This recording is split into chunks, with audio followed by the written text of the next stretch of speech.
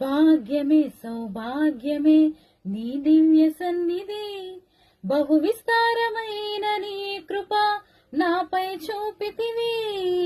భాగ్యమే సౌభాగ్యమే నీ దివ్య సన్నిధి, బహు విస్తారమైన నీ కృప నాపై చూపితివి. బలమైన ఘనమైన నీ నామమందు హర్షించి భజించి కీర్తించి గణపరతు నిన్ను యేసయ్యా.